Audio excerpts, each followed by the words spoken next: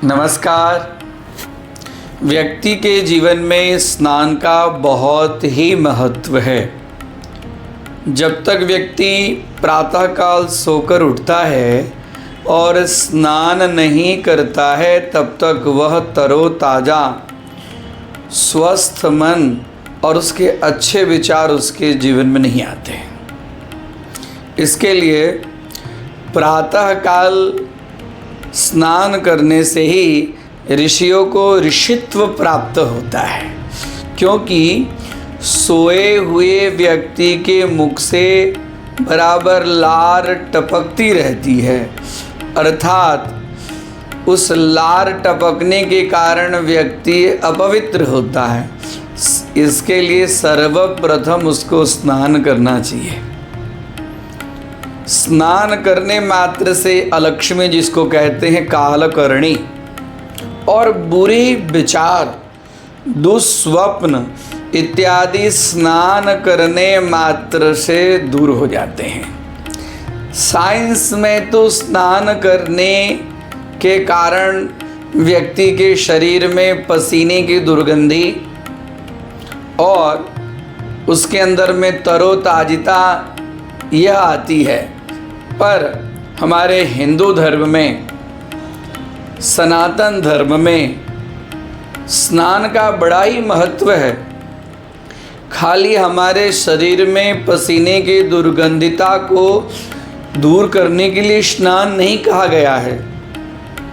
स्नान करने से पूर्व जो कुछ कर्म किया जाता है वह कर्म अपवित्र होता है, और विशेष करके पूजन, जप कार्य, होम कार्य में स्नान करना विशेष आवश्यक है। वैसे कूर्म पुराण में ऊपरी विभाग में अध्याय नंबर 18 और श्लोक नंबर 12 के अंदर में 6 प्रकार के स्नान कहे गए हैं। ब्राह्मम आग्नेयमुद्दिष्टम वायव्यम दिव्यमेव च और वारुणम योगिकम तद्वद षोडा स्नानम प्रकीर्तितम। हमारे कूर्म पुराण के अंतर्गत 6 प्रकार के स्नान कहे गए हैं। इसमें ब्राह्म स्नान है, आग्नेय स्नान है, वायव्य स्नान है, दिव्य स्नान है, वारुण स्नान है, योगिक स्नान है। ये 6 प्रकार के स्नान को विशेष रूप से इसका महत्व दिया गया है। अब आइए हम इसको समझें कि ब्राह्म स्नान किसको कहते हैं। तो कुश के द्वारा मंत्रोच्चारण पूर्वक अपने शरीर के ऊपर में जो जल का प्रक्षेपण किया जाता है उसे कहते हैं ब्राह्म स्नान। दूसरे नंबर का स्नान है जिसको कहते हैं हम आग्नेय स्नान। मस्तक से लेकर पैर तक भस्म का अनुलेपन किया जाए उसका नाम है आग्नेय स्नान। और तीसरा है वायव्य स्नान, अर्थात गाय के पैर की धूली के रजकण से जो हमारा संपूर्ण शरीर के अंदर में धूल रजकण आ जाए, अर्थात गोधूली से गोधूल से जो स्नान होता है उस स्नान का नाम होता है वायव्य स्नान। और चौथा स्नान है जिसको हम कहते हैं दिव्य स्नान। धूप में वर्षा के जल से जो स्नान किया जाता है वो दिव्य स्नान है। और 5वां स्नान का नाम है वारुण स्नान। जल में डुबकी लगाकर जो किया जाता है उस स्नान का नाम है वारुण स्नान।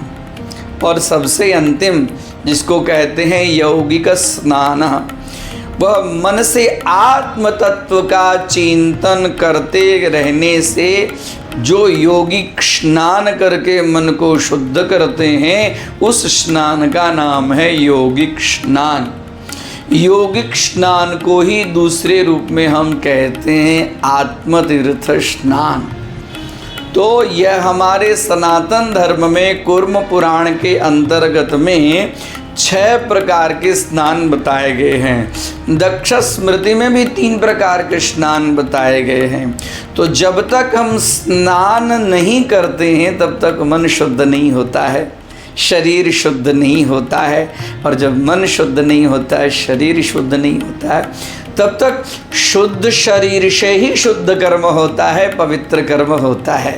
तो इसके लिए खास करके प्रातः काल उठकर सर्वप्रथम हमें स्नान करना चाहिए और आत्म तत्व का अर्थात परमेश्वर तत्व का चिंतन करना चाहिए। इससे प्रातःकाल स्नान करके आत्मचिंतन करने से पूरा दिन तरोताजा रहता है, मन में प्रसन्नता रहती है, आलस्य नहीं रहता है, शरीर की दुर्गंधी नहीं रहती है, शरीर के अंदर में अत्यधिक उत्साह की वृद्धि होती है। इसके लिए रोज हमें स्नान अवश्य रूप से करना चाहिए। खास एक और बात कि कभी कभी असमर्थता के कारण हम स्नान करने योग्य नहीं होते हैं, तो ऐसे समय में मस्तक से नीचे स्नान करना चाहिए, अथवा एक कपड़े को बराबर उसके अंदर में जल में भिगोकर और अपने पूरे शरीर को भी असमर्थता अवस्था में पोंछना चाहिए। उस स्नान का नाम है कपिल स्नान। यदि अनुकूल ये 6 स्नान में से कोई स्नान हम करने योग्य न हो तो कपिल स्नान अवश्य करना चाहिए। इससे हमारा शरीर स्वस्थ रहता है और धर्म अर्थ काम मोक्ष के लिए स्वस्थ शरीर ही आवश्यक है। धर्मार्थ काम मोक्षाणम आरोग्यम मूलमुत्तमम। इसके लिए शास्त्र के अंदर में स्नान का विशेष महत्व दिया गया है। नमस्कार।